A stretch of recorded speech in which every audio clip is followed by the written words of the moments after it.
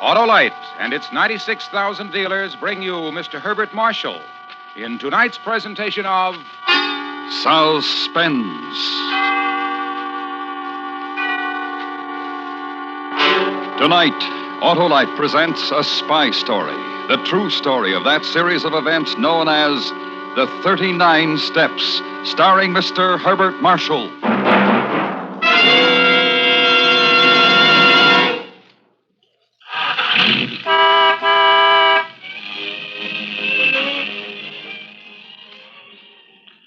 Oh, Harlow. Yes, Hap? What was that all about? Well, I was just demonstrating the Autolite electrical system, Hap. You were? Sure, it goes to work every time you start your car, sound the horn, play the radio, or turn on your lights or heater. The electrical system does all that? Sure, Hap. The Autolite coil, distributor, generator, and all the other units and thousands of component parts. They're all related by Autolite engineering design and manufacturing skill and used as original factory equipment on many leading makes of our finest cars. So, friends, when your Autolite-equipped car needs replacement parts, insist on Autolite original factory parts. Be sure, because from bumper to tail light, you're always right with Autolite. And now, with the 39 Steps and the performance of Mr. Herbert Marshall, Autolite hopes once again to keep you in suspense. Of course, I realize these are trying times and all that. You have your worries about foreign spies and atomic secrets and the usual international rows. But don't get the wind up. You'll muddle through somehow, take my word for it. And I know whereof I speak. We had our troubles, too, in our day, you know. Jolly serious they seemed at the time, I can tell you. For instance, did you ever hear of the 39 Steps?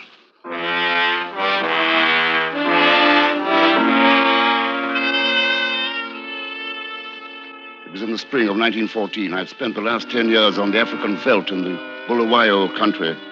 Made a modest little pile and come back home to enjoy it. The only difficulty was I didn't enjoy it. There was something wrong about England and about London for me. And then I realized what it was. It was dull. I had nothing to do, and I was plain, simply bored.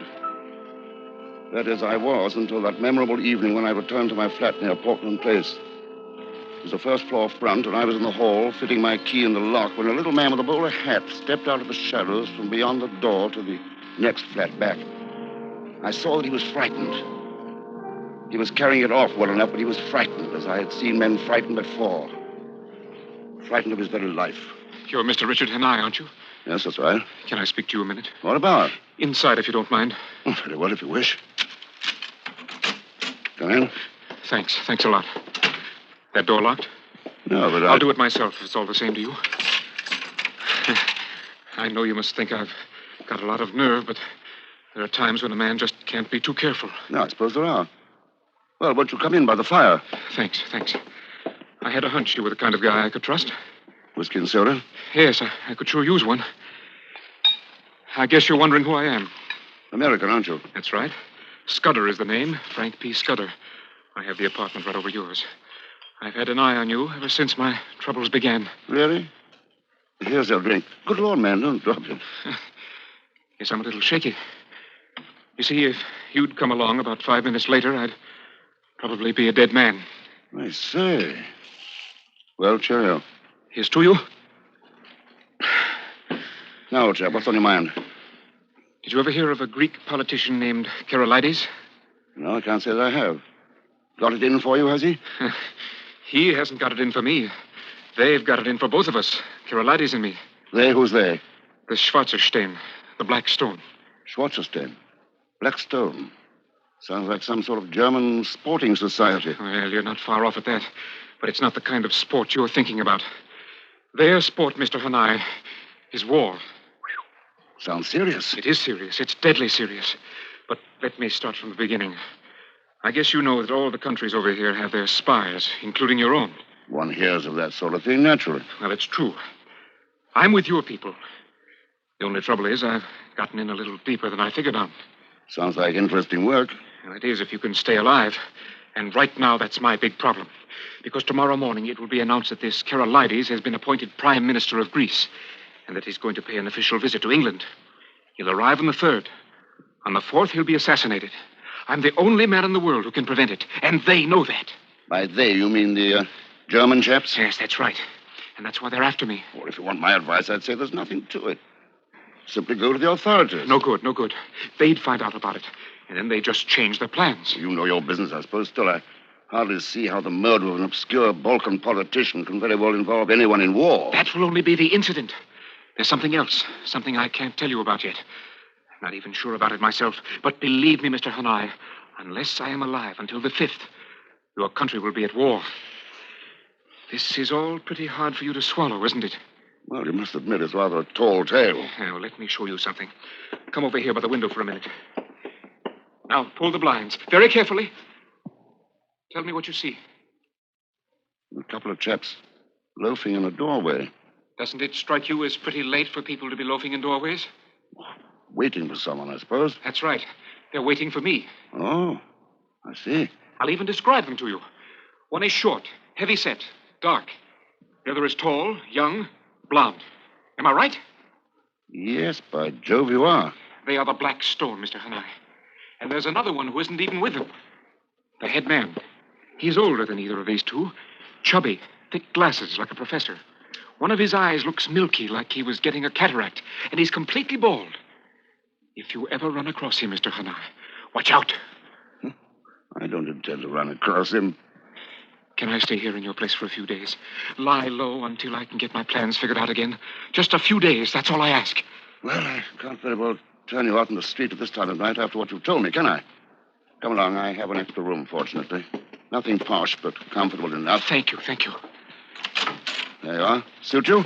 Oh, it looks like heaven to me. Righto. Ready to turn in, then, are you? Yes. Listen, I'm very sorry to trouble you. That's quite all right. You don't mind if I lock the door, do you? From my side.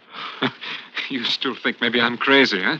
Maybe those two guys outside are my keepers. Oh, I wouldn't say that. Now, go ahead, lock the door. In fact, it'll make me feel better. Right you are. And Mr. Hanai. Yeah? I'll be grateful to you until the day I die.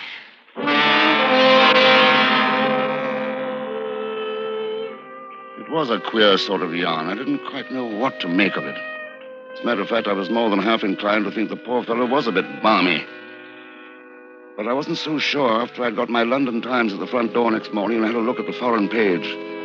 Because there was a story about this Greek chap, Karolides, just as he told me. New Prime Minister planning a trip to England and all the rest. I went to Scudder's door and knocked. There was no answer, so I ventured to unlock the door and poke my head in. The shade was flapping at a wide-open window, which was natural enough. Americans are fiends for fresh air. But there was something else that was not at all natural. For Scudder lay sprawled on his side across the bed, his face white as a sheet, his mouth working as he tried to speak to me. And the steps. Scudder, what's the matter? Find the steps. Low tide. The 5th. The 39 steps. And then he rolled over on his face, quite dead. And I saw the knife. It was buried in his back to the hilt.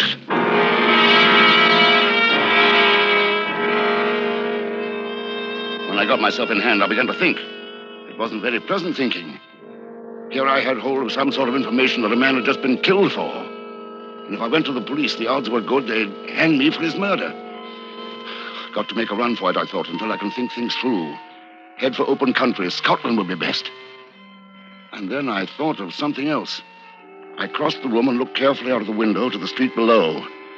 There they were, sure enough, the same two lads. Not waiting for Scudder now, waiting for me. Suddenly, Scotland seemed a very long way off. And all at once, I heard the sound that was my inspiration, the milkman rattling his cans on the stairs outside my flat. I ran to the door and opened it. I say, my good man. Hi, morning, Governor. What's up? I'd like to have a word with you. What about? I'm late enough as it is. About making a sovereign for yourself. Step inside, will you? Oh, well. I'm not one to turn down good coin of the realm. What's the game? I want the loan of your cap and jacket and your milk cans for just 5 minutes. It's for a bet. Well, I don't know. I'll tell you what, if you could make it £2. Done. Here you are. Righto. I never saw I'm the man to spoil a bit of sport. Thanks. Now, All you have to do is to stay here until I get back. Right you are. Governor, pull the cap down a bit more. There you are. As proper a milkman as ever I see. Fine, now give me the cans. Right. And just wait here, understand? Right. Only 5 minutes now. Yeah, I'll be right back. And mind you don't jostle that milk about. Oh, stop worrying and shut up. Well, all right. There's no need to get shirty. I opened the door and stepped out briskly onto the street. The 2 lads across the way looked at me sharply. But I kept on until I'd rounded the corner. It was only then I heard them coming after me. I tossed the milk cans over a wall and began to run. And I ran as I've never run before or since.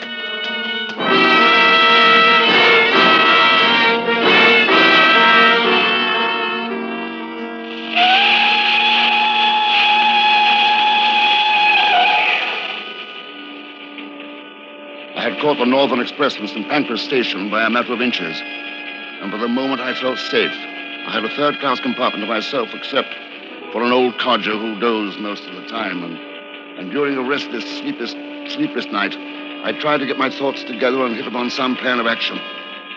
As it happened, the matter was taken quite out of my hands. For at Newcastle, my traveling companion had bought a morning paper. See here in the paper that our Foreign Office is meeting with the French, making an agreement in case of war. Really?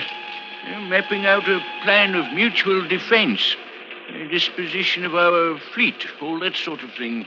Very wise, I should say. Huh. Here's a jolly bit. Another murder. Murder? Some fellow named Hanai did in another chap with a knife. They found him? Not yet. The Portland Place murderer, they call him. Give it a description. Tall, fair, about 30, small moustache. Silly business. It could be most anybody. It could be you, for that matter. You answer fairly well to that. Yes, I suppose I do. Thought to be traveling north, it says. You see, that could be you, too. Police must be stupid fellows to think that they can nab him with that sort of flimsy stuff. Yes. Police notoriously stupid, of course. Hello. Wonder what they're stopping for. Oh, let a train go by, a goods train, possibly. Schedule's all hashed up lately. Don't run things the way they used to. I say, guard. Yes, sir? Step in here a moment, will you? What's the delay? A local constabulary getting on, sir. Looking for the murderer. The Portland Place fellow? That's right. They got a tip he's on this train. Have they really? Well, I say, what a lark. Well, I think I'll step down for a bit of air. He can't leave the train now, sir. Why not? Police order, sir. Sorry. Here, hold on. Take your hands off me. Here, help me. Hold him! There's the murderer! Oh! The Portland Place murderer!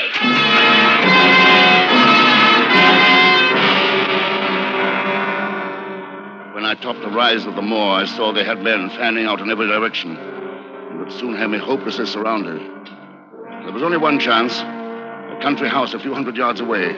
Nothing for it but to throw myself on the mercy of the owner. Yes? Sorry to bother you, but I'm in a bit of trouble.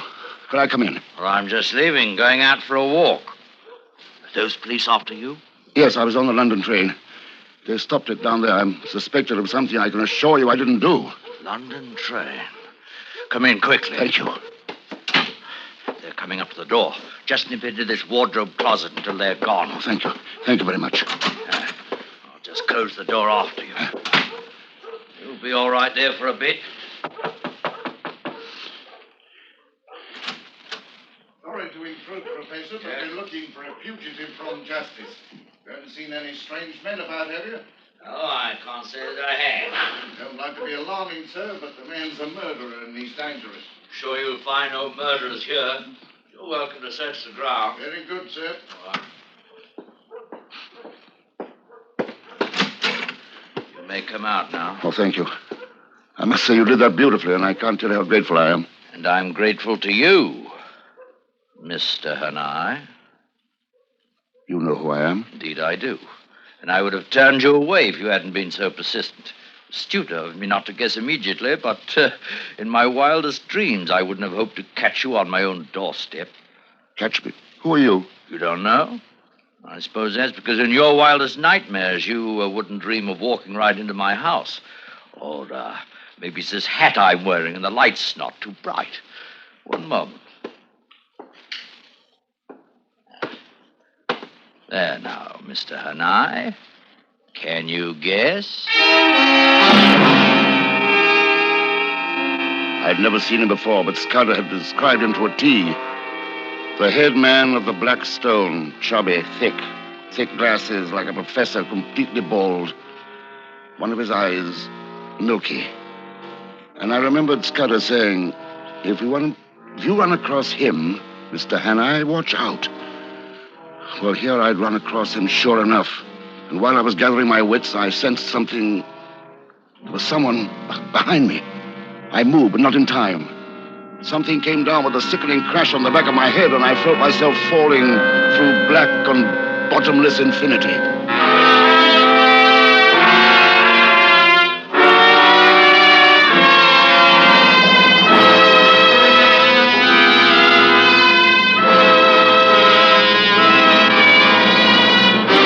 Autolite is bringing you Mr. Herbert Marshall in The 39 Steps, tonight's production in radio's outstanding theater of thrills, Suspense.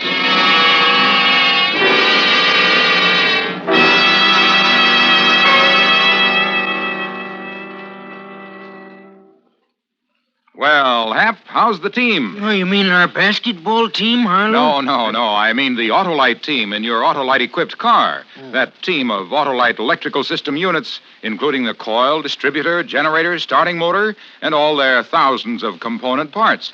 Why, they're all related by Autolite engineering design and manufacturing skill to give your car the smoothest performance money can buy. That Autolite electrical system does a big job, eh, Harlow? You said it, Hap, and it's vitally important to the smooth and efficient operation of your Autolite-equipped car. Then I'm off to treat my car to a checkup at an Autolite service station. Right, Hap. And friends, visit your car dealer or nearest authorized Autolite service station. You'll find the authorized Autolite service station nearest you listed in the classified section of your telephone directory. Or call Western Union by number and ask for Operator 25. And remember, from bumper to tail light, you're always right with Autolite. And now, Autolite brings back to our Hollywood soundstage Mr. Herbert Marshall in Elliot Lewis's production of The 39 Steps, a tale well calculated to keep you in suspense.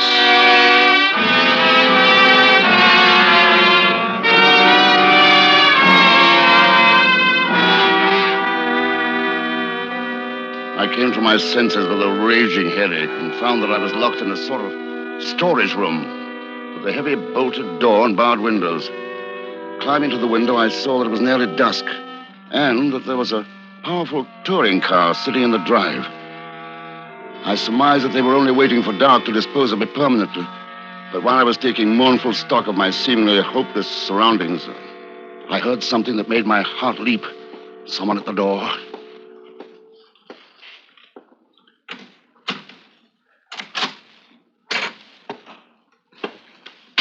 I hit him on the back of the neck as hard as I could.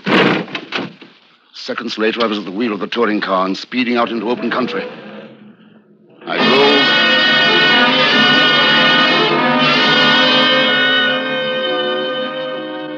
drove. All night, I drove on the white roads that ribbon the moor, circling, doubling, climbing. At dawn, I drove off the road into a narrow vale among tall fir trees, and I stayed there, hidden among the trees, till nearly dusk.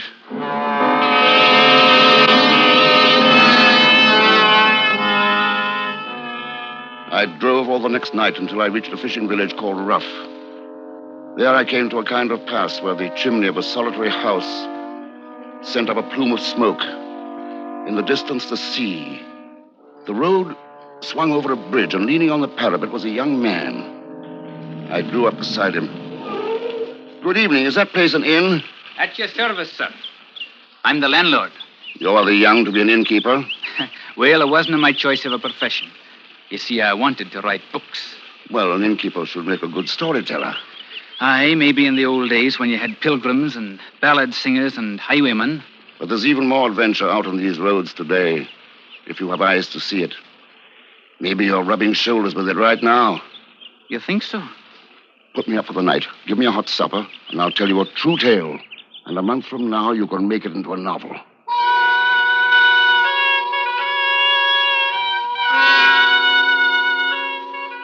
Well, I pitched him a lovely yarn. I altered details, but I put in some of the truth. Told him I was a mining magnate from Kimberley who had crossed a gang of cutthroats. I told him they'd chased me across the ocean, killed my best friend in Portland Place, and now they were on my tracks. And on top of that, the police thought I had done the killing. He believed every word. He was young, but he was the man I needed. He told me I could stay as long as I liked, and nobody would know. And the only pay he wanted was more stories about my adventures. So, 2 pleasant days went by. I stayed in my room, ate in my room, and I began to breathe easier. No sign of the Black Stone, and no more alarming news in the papers about the Portland Place murder. Then one night... 23 pages of newsprint and not a story in all of it. Oh? Politics is all. Assassins. Shot some Greek chap in London, Carolides. Carolides? Just as Cutter said. You know him? Oh, no, I've heard about him. And look here, defense packs. Meetings between us and the French. Just gives those silly Frenchmen an excuse for a trip. Did you see their picture in the London paper I brought back this afternoon? I didn't notice it, no. Oh, I have it over here on the desk. With a picture of them going into the final meeting. I never saw such an idiotic-looking crew in my life. Here. That one with his little mustache, looking like he smells something bad. And that young slim one there, rolling his eyes for the ladies, I'll bet. And look at that chubby chap with the thick glasses. He looks blind in one eye. What? Whatever's the matter, sir? You look like you just caught sight of Beelzebub.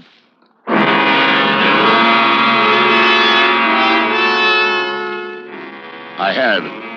I'd seen Satan himself. The head man of the German Black Stone was looking placidly out at me from that newspaper picture.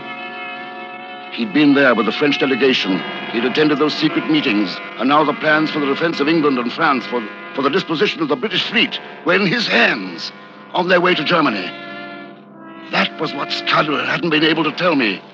But he'd said something just before he died. Low tide, the 5th. Did he mean they were sailing at low tide on the 5th? But from what point? Sailing in what? I excused myself and went into the bar of the inn. It was crowded with fishermen playing darts, drinking, arguing about the day's catch. Here you are, sir. A pint of half and half. Oh, thank you. Oh, here, give me another drink. Are you not taking a wee bit too much there, Ralph? Oh, had a rotten day. Rotten luck. 8 blessed hours. I was anchored off the 39 steps. Didn't haul in more than 2 dozen for the whole 39 steps. 39 steps. That was what Scudder said. The steps at low tide. Bartender. Aye, sir. I'll fill it up again. If you don't mind. Thought I'd do some fishing tomorrow. How do I get to the 39 steps? Oh, you'll find a sort of a track out over the headland. That takes you there. Uh-huh. Are there really 39 of them? Well, you know, sir, I've never counted them. I've been down them 2 or 3 times, too, going to the cave. Just have a look around, you can. Oh, that cave gives me the creeps. Here, sir, where are you going? You owe me 3 and 5. Oh, sorry.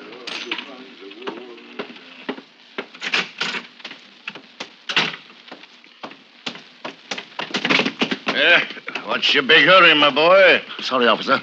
Haven't seen you around Rupp before. Here, let me take a look. No, some of the time. Hey, you look a lot like that fella they're after. Portland Place murder, they call him. You just come along with me. Wait! You won't get away! The murderer! It's the murderer! He was older and heavier than I, so I outdistanced him easily enough. But it was only a question of time. I had to work fast. Find the steps. Find where they led. I ran all the way to the edge of the headland, overlooking the sea. The sky was overcast, and it was dark as my pocket.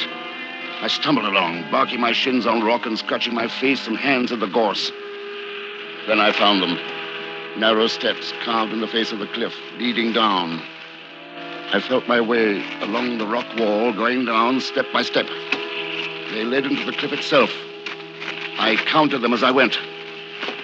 35, 36, 37, 38, 39.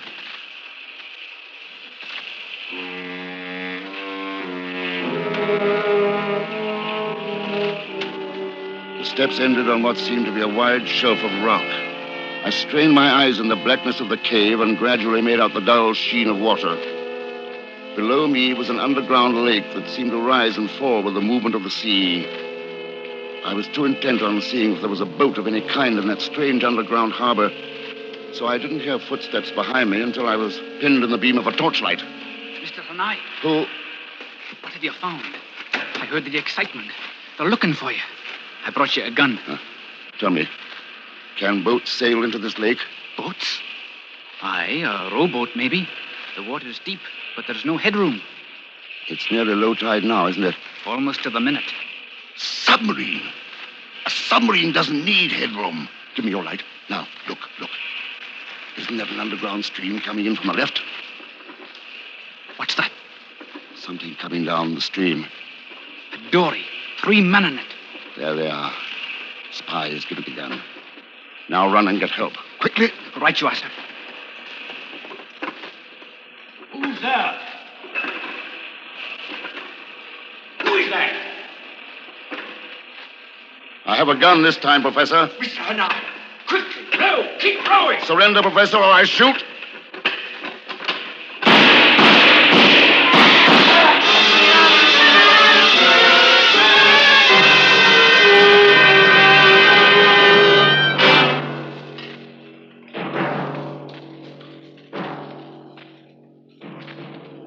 Seven weeks later, as all the world knows, we were at war. The German had been so certain of success that his plans were by then too far in motion to be halted. For myself, I served as an officer of infantry throughout the show. But I like to think I did my best bit before ever I went into uniform.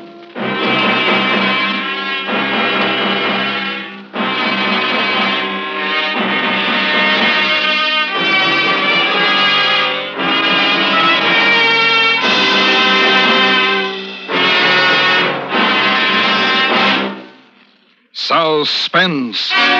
Presented by Autolite. Tonight's star, Mr. Herbert Marshall. This is Harlow Wilcox speaking for Autolite, world's largest independent manufacturer of automotive electrical equipment. Autolite is proud to serve the greatest names in the industry. That's why during the early months of '52, the Autolite family will join in saluting the leading car manufacturers who install Autolite products as original equipment. Our Autolite family is made up of the nearly 30,000 men and women in 28 great Autolite plants from coast to coast and in still other Autolite plants in many foreign countries. Our family also includes more than 18,000 people who have invested a portion of their savings in Autolite, as well as 96,000 Autolite distributors and dealers in the United States and thousands more in Canada and throughout the world. Our Autolite family will salute Crosley Motors on the next Autolite Suspense television program. If you live in a television area, check the day and time of Suspense on television so that you'll be sure to see this program. And remember, be with us next week for another thrilling Autolite Suspense program on radio.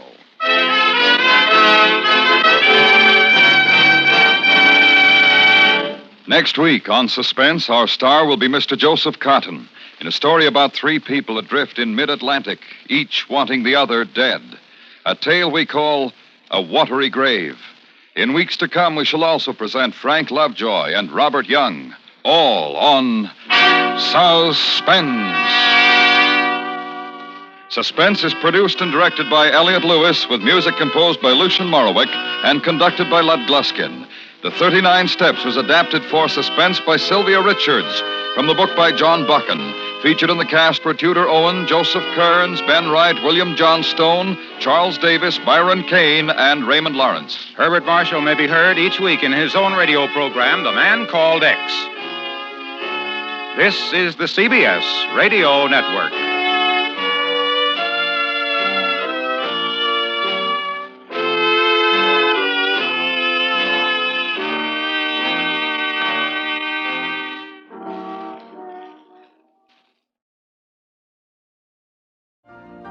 You've been listening to the OTR Gold Network. Find more classic radio at otrgold.com.